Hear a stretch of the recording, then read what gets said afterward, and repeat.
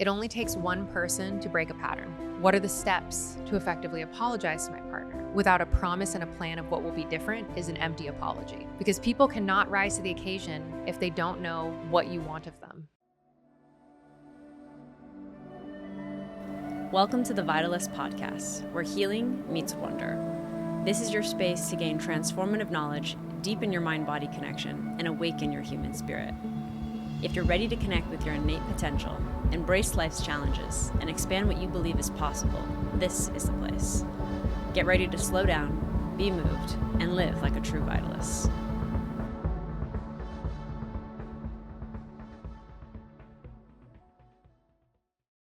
Melissa Nanavati, thank you so much for being on The Vitalist. Welcome. Thank you. It's a pleasure to be here.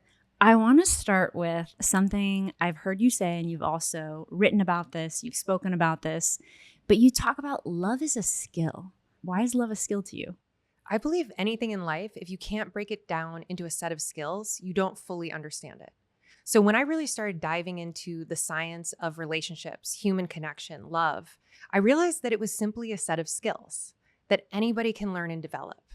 And when you break it down to that level, it makes it accessible because we're all capable of these things, but we have to know, just like any kind of physical training, what are the muscles that you need to build within a relationship or the skills.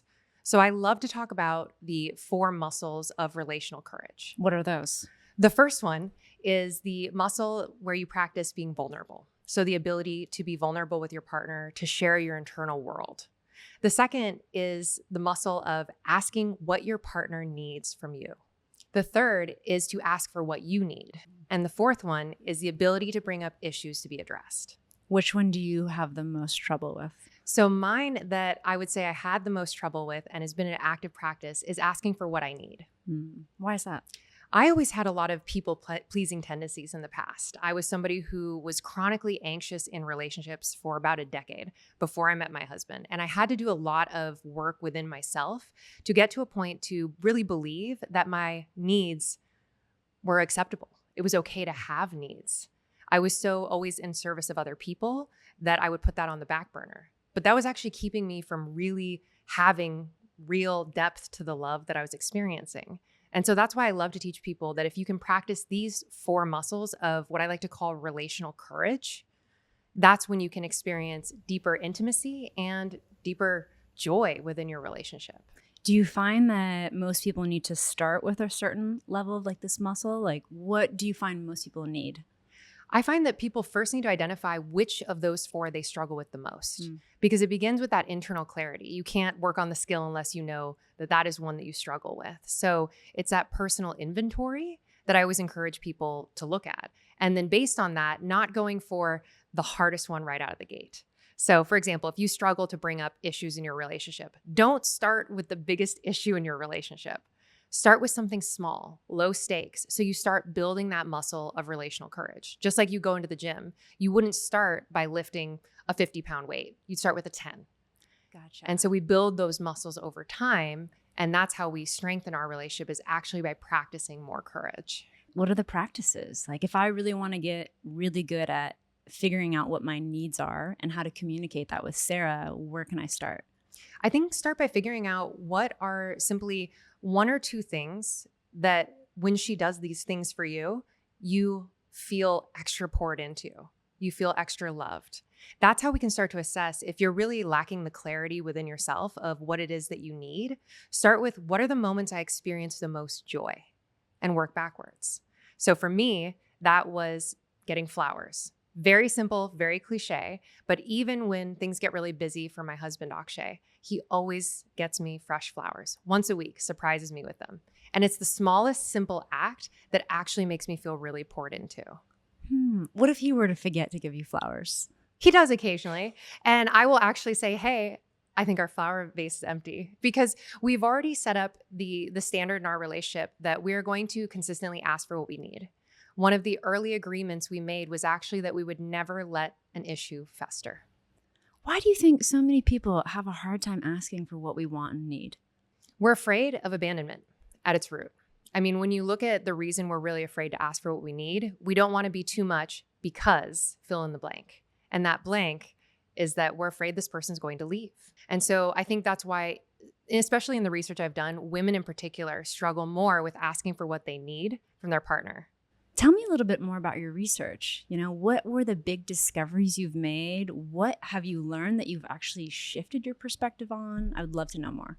So the biggest thing that I dove into when it came to the research was, beyond reading literally every book I could get my hands on when it came to relationships, was I wanted to understand from a biology standpoint, from a neuroscience perspective, what's actually happening when we're in a relationship? What's actually creating that feeling of chemistry that starts a relationship? So chemistry is the thing that starts a relationship, typically, that initial spark that people talk about. And it would be a combination of dopamine, which is the reward system in the brain, serotonin, which is the mood stabilizer, and then oxytocin, which is the bonding hormone.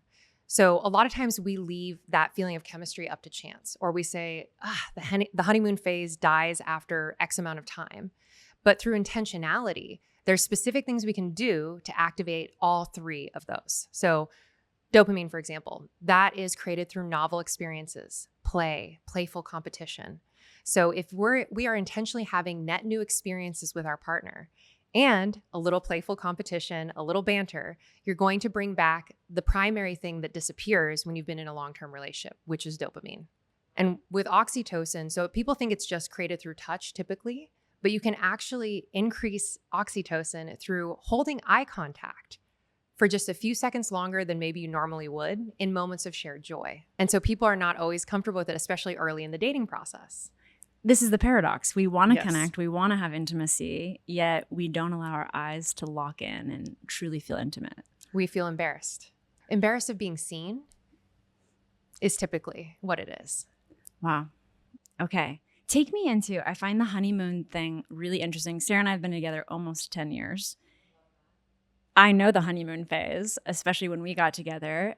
What do you mean you can reactivate it? How can you playfully bring it in without too much structure? So that's actually an interesting question, because what I say is that structure is everything. So the paradox is that through creating structure, you actually create room for spontaneity. As an example, let's say you plan to have a monthly date, something completely new. And now you have that on the calendar. Both of you have that on the calendar. You take turns of who plans the date, and it still gets to be a surprise. Having that date on the calendar also increases dopamine because you're looking forward to it. It's the delayed gratification. And that is one of the key things that tends to disappear in long-term relationships, is that feeling of dopamine. And so if you want to have this novel experience with your partner, you actually have to create structure and intention around it. Okay, I have a personal question. Please. Sarah and I are together a lot. As are Akshay and I, we both work from home. What are your ways of creating novelty without? One of them is having really proactive conversations about alone time. So in every couple, each person is going to need a different amount of alone time to recalibrate, to recharge. And what we will intentionally do even is to make sure we stay in our separate home offices, or I go run errands the couple hours or for most of the day before a date. So it builds a little bit of that anticipation. You can't have that anticipation if you're around each other 24/7. And that is what helps to bring back the novelty. One of the biggest things I recommend to couples who don't have a lot of overlap in time is actually to create a shared gratitude ritual, a daily one. And this is something that has made a tremendous difference, not only in my own marriage, but in a lot of the couples that I work with, because this orients us towards the positive. If you, at the end of every day, look for, what did my partner do for me today that I could acknowledge them for? You're orienting yourself towards the positive. Because when you ask a question, your brain has to answer it. And that's why gratitude practices are so powerful when they're solo. But now you do this as a couple. Take 5 minutes every night. And if you don't know where to begin, start expressing this gratitude, ask the simple question, what can I acknowledge you for today? So you take a couple minutes to just simply express gratitude. And this also helps address one of the core reasons good relationships actually fall apart, which is a lack of feeling seen for the effort that you're putting into the relationship. What if you are just in a moment where you can find nothing you are grateful for about your partner? That's the moment you ask them to tell you what they would like to be acknowledged for. You have a solution for everything. Okay, you call yourself the architect of Yes, a relationship architect. Okay, relationship architect. When I think of architecture, I think of structure, I think of foundation, obviously a blueprint, like there's some kind of model. How does that apply to relationships? Like, break it down. What does the architecture of a relationship look like? That's a fantastic question. And for me, what I love about this is it's not about saying this is the prescriptive way you have to do things. This is descriptive. And here are some essentially blueprints, some frameworks that if you apply these to your relationship, you should see some measurable differences. And what these frameworks often are about not only what are, for example, the types of relational courage, but what are the routines and habits within your relationship that can really move the needle, that can really move the dial in terms of increasing your relationship satisfaction. And then there's a framework for specifically how to effectively not only bring up an issue in your relationship, but how to come to resolution. And that is packed with science and research and is a framework that I call BRAVE. The BRAVE framework is really how to be in a regulated state when you are engaging in a hard conversation, how to effectively come to resolution. So B stands for begin within. And within this is not only getting yourself regulated and assuming a positive intent from your partner, but it's about deciding what is the outcome you want of this conversation. Do you want connection? Do you want understanding? Do you want to break a pattern? Because if you don't have a clear goal when you go into a hard conversation, it's easy for it to get messy exchange of feelings.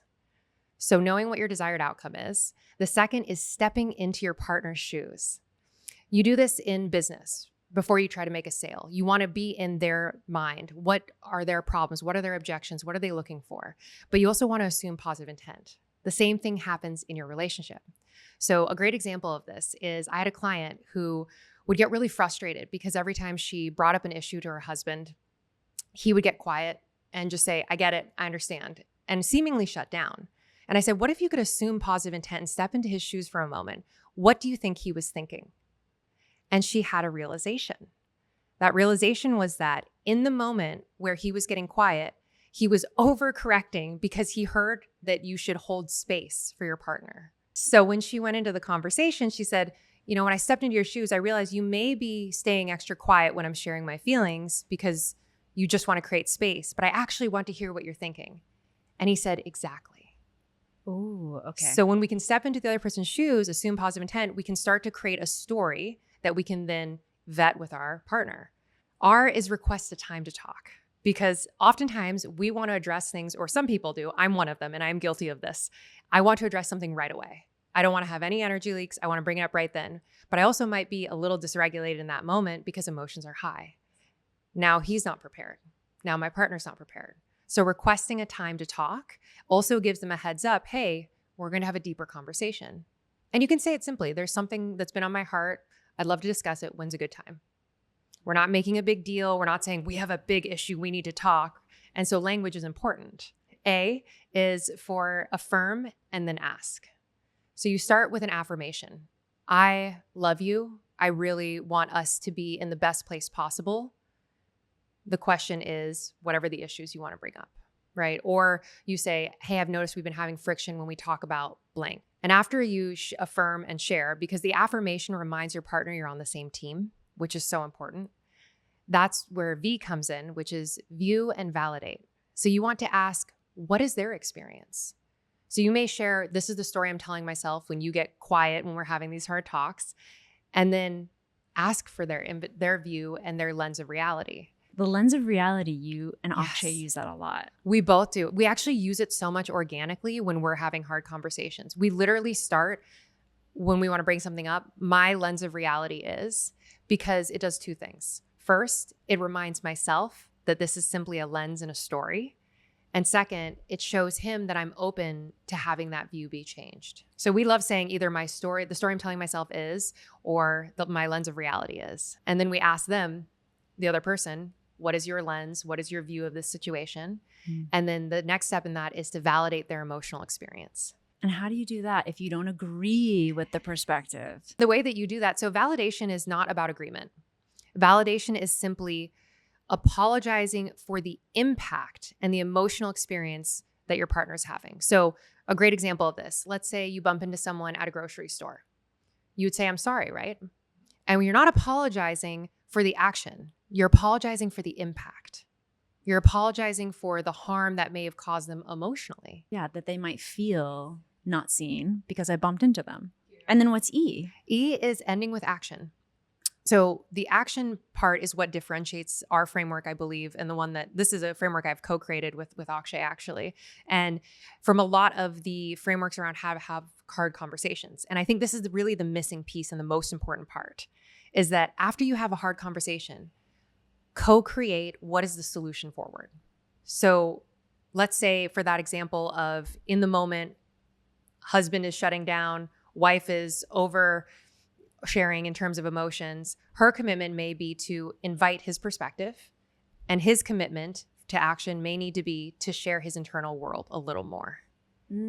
Okay, so the action's going to be different for both people. Exactly. And Right. so you're co-creating it though. You're not telling the person, you need to do this different, or I'm just going to do this different. What are we going to do differently? And that's really the key, is that action piece and making the commitment to do better next time. Because simply by having a plan or intention, you're actually 3 times more likely to do something different in the future versus saying, we'll wait, hopefully that doesn't happen again.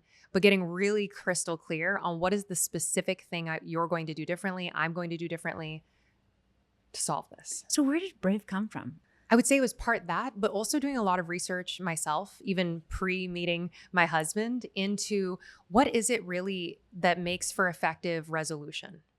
And the one thing I didn't mention actually throughout all of this too within the framework is, especially with partners, have these discussions holding hands the entire time. And why is that? Because of the release of oxytocin.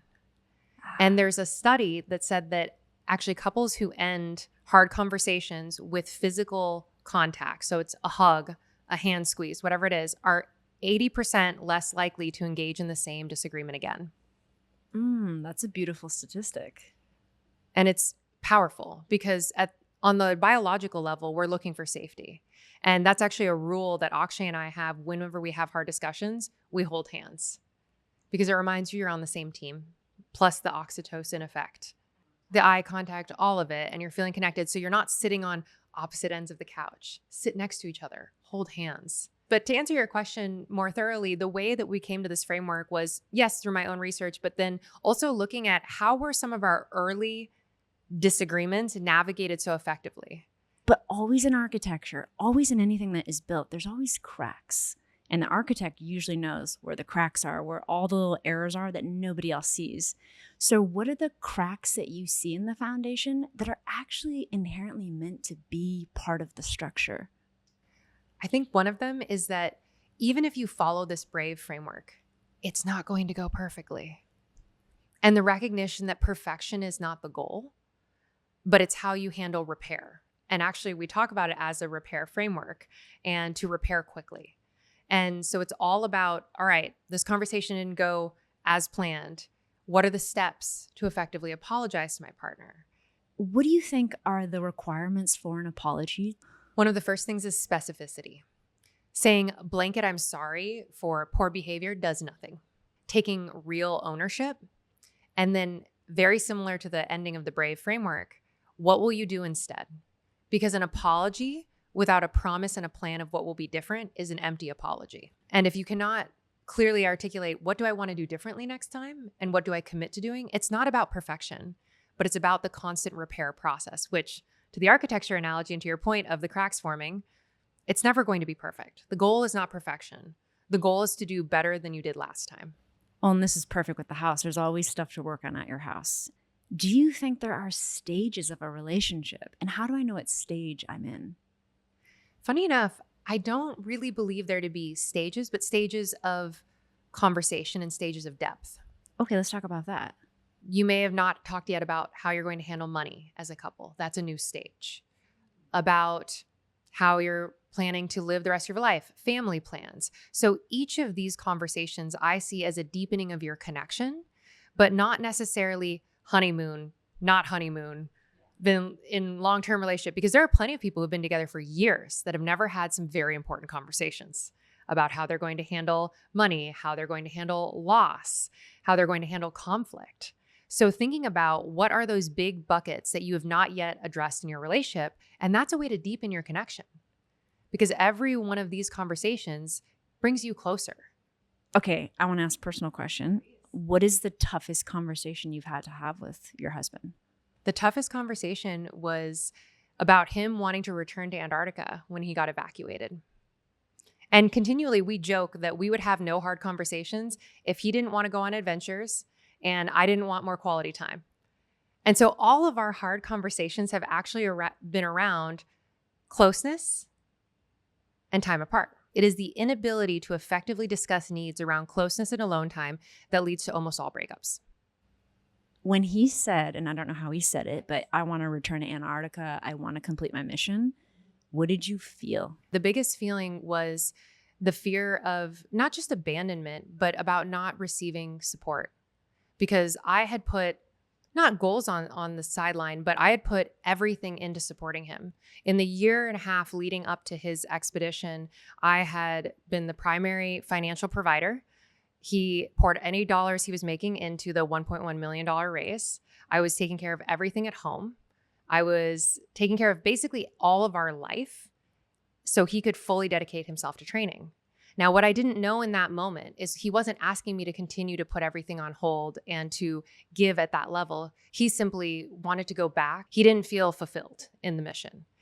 And so for me, I initially felt like this was a form of abandonment, him wanting to go back so soon. He actually asked me to go back 2 days after he was evacuated. And understandably, because when I took some time to step back and step into his shoes, this man had dedicated the last 4 years of his life to this mission. He had literally gotten frostbite, lost 2 fingers for it, and was willing to put everything he had into this, and it didn't go exactly as planned. So of course he wanted to go back. And so what the deeper conversation ended up being about is what are the things, not just with Antarctica, but as he engages in new adventures, now he also wants to get into cave diving. So as these things start to evolve, the question then becomes, how much support do I need so that I can support him? And so that's where the question of support and the relational muscle of what do I need and asking what he needs, we both had to practice those more right when he got back. And we realized that, and the more we were able to step into each other's shoes and address each other's core fears of why adventuring, whether it be this or something else, was creating so much stress for me. I had only seen our marriage in the context of me being the sole provider and supporter. I had to feel that this season was coming to an end. So for me, it was a distrust of, now, is this season not coming to an end? And I am staying this in the role forever. But the answer was that I was not. And that was not his view. His view was, I can step back into a providing role and do these things. So it was a both and. So you look more at, okay, how can we change moving forward? How can we adapt? What can we do in the relationship that moves us forward, not backwards? But the abandonment is really interesting because that has to come from not Akshay, that comes from something in your past. So is there an awareness of that being in your past? And can you speak to that? So that was actually the reason I went to 40 Years of Zen, which is a 5-day neurofeedback, essentially deep dive training that Dave Asprey created. And I'd been through his program once and worked a lot through old trauma and actually going into the past. Because I think there's value when you have structure to do a lot of forgiveness work, to essentially take the rocks out of your backpack. So you're not dragging around this extra luggage into your next relationship. And so the second time I went back, it was with the specific intention of curing, so to speak, my anxious attachment, that consistent, deep-rooted fear of abandonment. Now, that didn't mean that I will never be afraid of being abandoned again, but that did mean that I was not letting that fear drive my decisions in the day-to-day. Yes, it would show up occasionally. For example, in something that in that context. However, the day-to-day had been dealt with. It was not this consistent fear because I also saw my own value. And one of the mantras actually that came out of it for me was that I can never be abandoned because I will never abandon myself. Ooh, okay. And that is the one that I practice in those moments where it shows up. And it's actually very rare. I think that was the only time that a fear of abandonment had shown up in the 2 years since I had been. And so, again, the goal is not perfection in these things because there's some basic, deep human fears. I think abandonment is one of them that many of us struggle with in different contexts. But it's a question of, do you have conscious awareness of it? And is it showing up and is it driving you? Or is it simply showing up, you're aware of it, dealing with it, and moving through it? And so that was the moment it showed up. And I thought, okay, what is the actual fear here? I trust my husband completely. I know that he is not going to leave me. But the question is, what am I actually afraid of? The fear was not being financially supported. The fear was not being an equal partner in the day-to-day. and that we weren't both focused on what our new shared impossible goal was, which was the book that we're working on right now called Peak Performance Love, that is designed specifically for high performers to help them find the one, build chemistry, and achieve more success together. And making that a New York Times bestseller was what we both agreed to orient our entire worlds towards. So what I'm hearing is you were more afraid of him abandoning what you wanted mission to create. Yes. Exactly. The mission that I felt was our next mission because I had given fully to his mission. Okay, I want to go back to 40 Years of Zen. What did you experience there? So much. So to give anyone listening context of 40 Years of Zen, so you go in and you can set an intention or not. I went in, if I'm going to invest this time, money, I need to know what I'm getting out of this. That's the relationship architect in me. And so you are initially hooked up to electrodes, and then you're given these headphones. You go into these, not entirely sensory deprivation pod, but there's no light.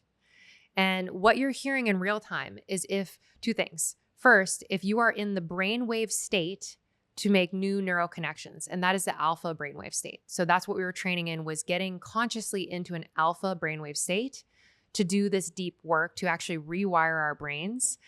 And then the second is if your right and left hemisphere are in synchronization.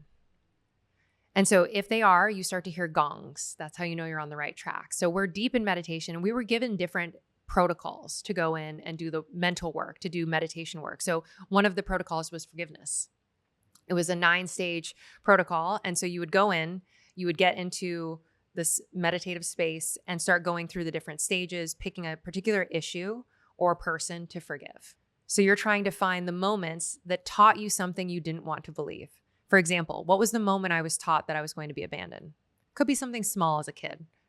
And so those are the moments you want to go back in and do that forgiveness work because it has a cascading effect. So they say it's the equivalent of doing 40 years of meditation in 5 days because you know when you're in the right brainwave state to make new neural connections. And what I felt on a visceral level, I mean, I cried in there. I had some of the most profound moments of healing and forgiveness. And I can honestly say there is no one in my past since that week that I did not forgive.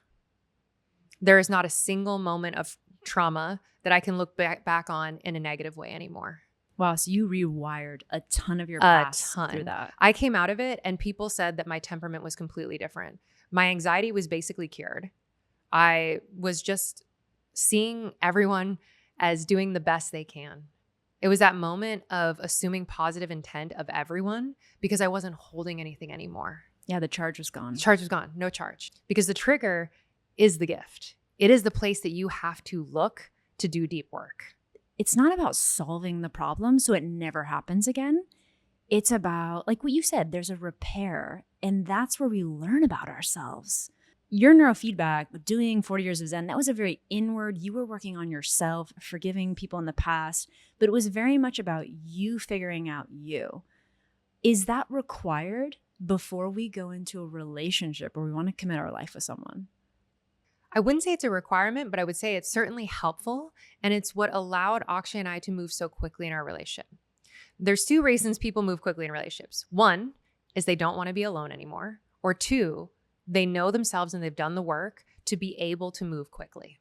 So it's either from clarity or it's from need.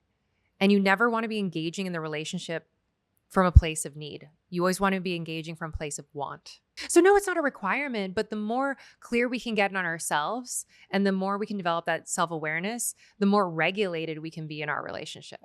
Because emotional regulation is not about never being triggered. It's about how quickly can you come back to baseline when you are.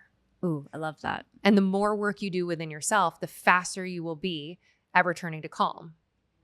A great trick for this, actually, for anybody who's having a hard conversation, is to name the emotion when it's happening.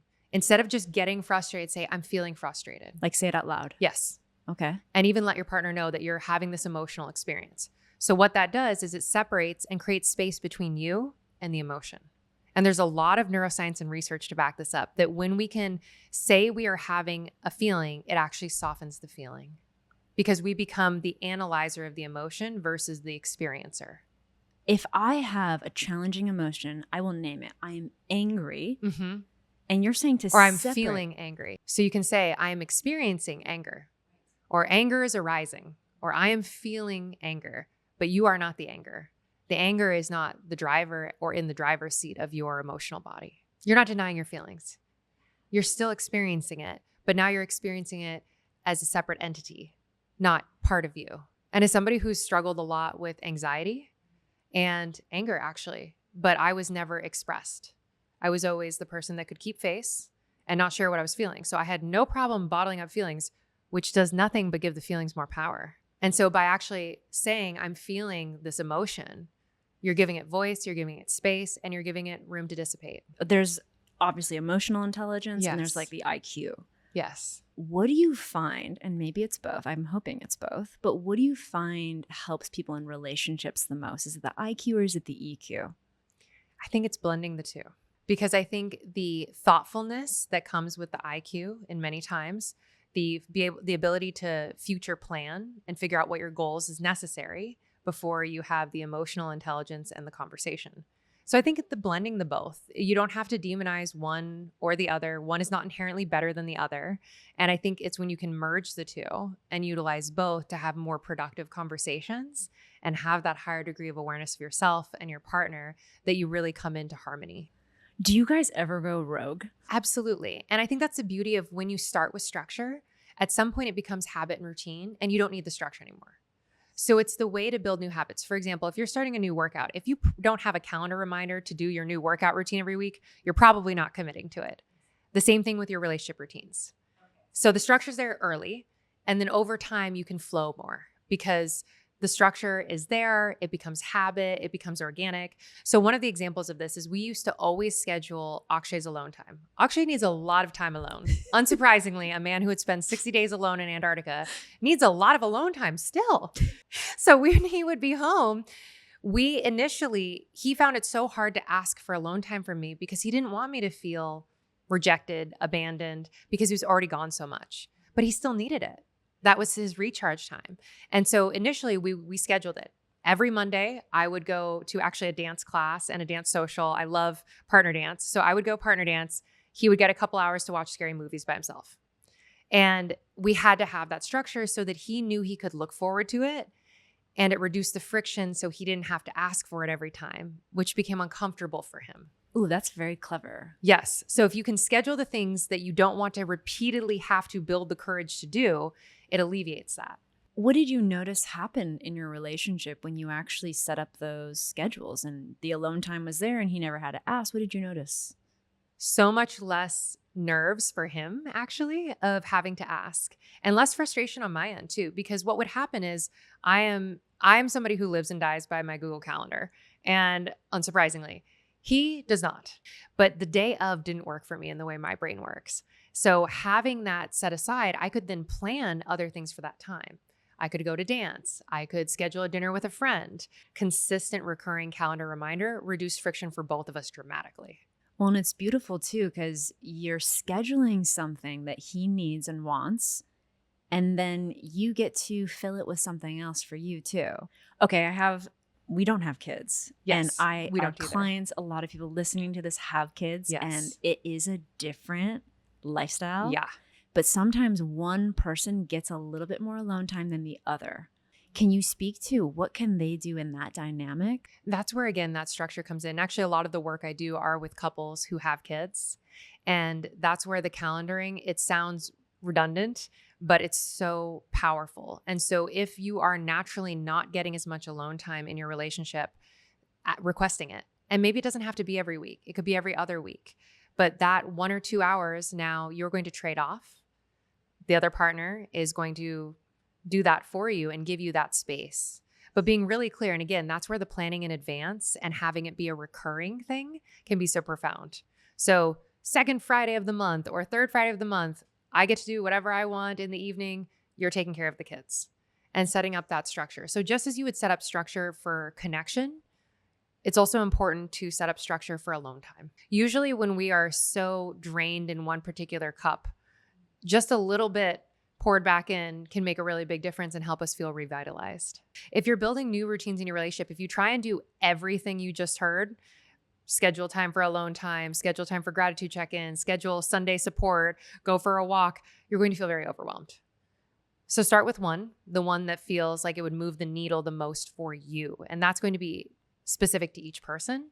And if you can start there, build that habit, have that habit for, say, a month, then add a new one. It's not about fixing every crack in your relationship immediately, as much as probably a lot of the high achievers listening to this would love to. So start small. Start with the one that would mean the most to you. You know, we're very fortunate. Sarah and I are very into self-development, very much into the inner work. I assume you and Akshay are also.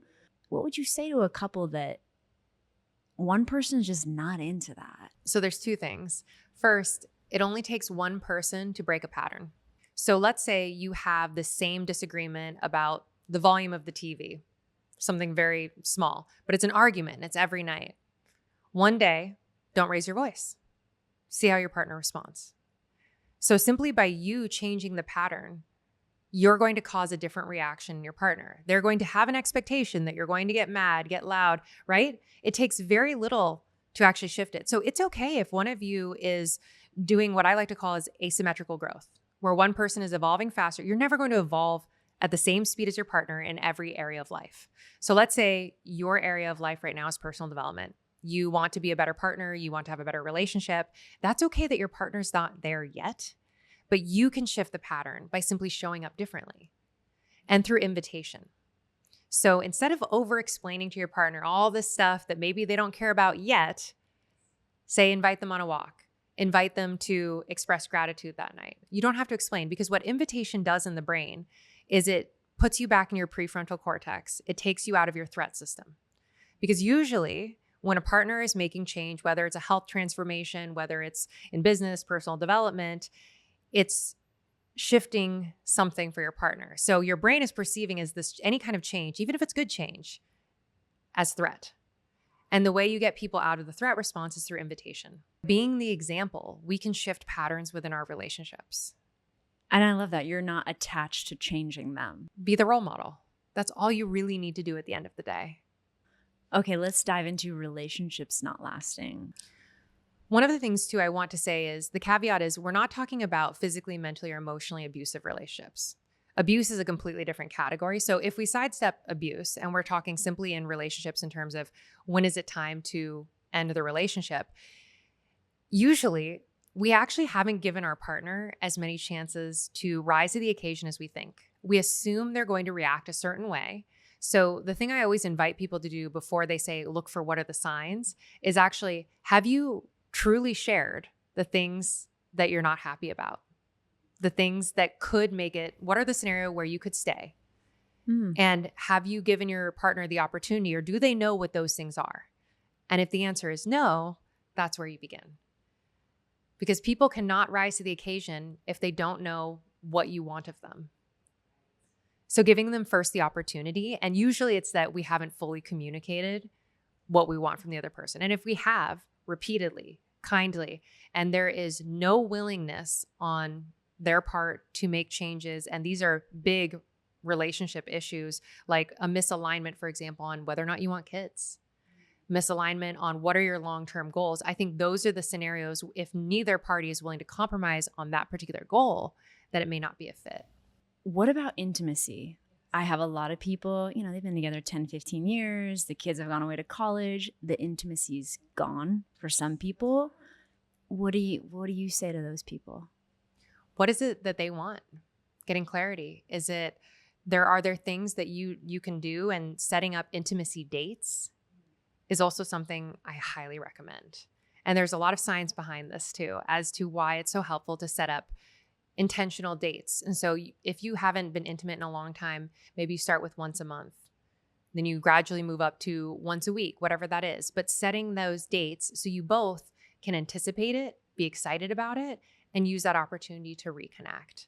But it's having those really brave conversations that's required in that, because if it's something that we naturally allow to fall to the wayside because of life, because of busyness, whatever it is, starting to have novel experiences together, even outside of intimacy, can spark that desire again.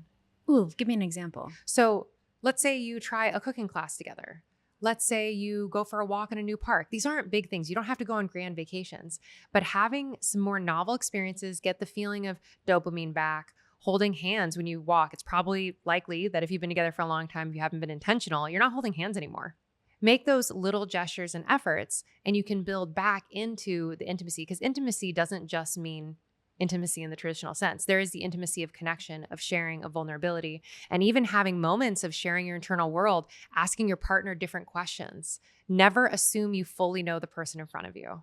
Like there's some mystery, there's an element of Always. surprise. Never let curiosity die in your relationship. Always keep asking questions. Okay, you've given this masterclass on stability, curiosity, novelty, and then conversation. What's one thing, if it hasn't been said or if it just needs to be said again, that you would want these listeners to fully embody when it comes to relationships? We've actually touched on all these different elements, and you listed out a few, but there's what I like to call the 4 core virtues of peak performance love or relationships if you want a thriving relationship. So we talked about curiosity, asking questions, courage, having those brave conversations, following that framework. We also talked about play, right? Having those novel experiences. But the last one is actually presence. So when you are with your partner, many of us, especially over time in long-term relationships, we're with our partner, but we're not fully there. And being able to be fully present, setting down the phone, turning off the TV, no notifications, looking eye to eye with your partner, and having those conversations, even if they're simple dinner table conversations, is going to do more for your relationship than you can begin to imagine. I am so curious. Like, what is love? Like, how do you define it? How does it feel? Like, what is it to you? I believe love is accepting someone fully exactly as they are. And that can be love for ourselves, love for our others, partner. love for friends, love for partner. And for me, it's that feeling of wanting the best for you and wanting the best for them, and be the ability to hold those both at the same time. What does it feel like when you are in love? For me, it's a gut feeling. For me, that's where I feel it in my body, is like a gut, but also like a heart place. Like it feels expansive. For me, love is expansion. And it makes my heart and the energy of my heart expand out further. When I'm feeling love for self, for others, for my partner, it is really the acceptance of someone exactly as they are and the loving them exactly as they are. Because when we stop trying to change someone and we can fully embrace who they are as a human, and of course you can always want growth for your partner, but that's that full acceptance that allows you to be excited for them and everything that they're doing and want the best. Do you find that we have to feel that with ourselves, like fully accept who we are before we can accept another? I think it can be either way. And I know that I believe actually Akshay might have a different opinion of this than I. And I do believe that you can only love someone as deeply as you have experienced at different points with yourself. But I don't think you have to be like fully healed to fall in love or fully something to experience love and appreciation for someone else. I think you can become more embodied in it through the process of accepting yourself.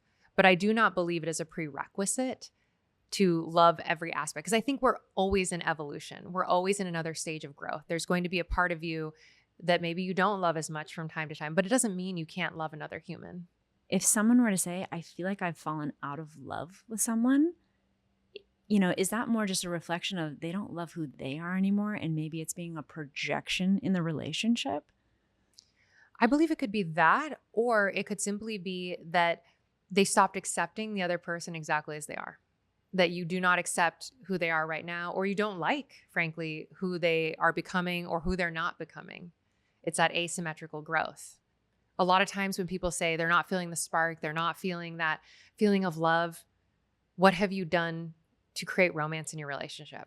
What have you done to intentionally continue dating your partner? So it's when we stop dating our partner that you hear people say, I've fallen out of love.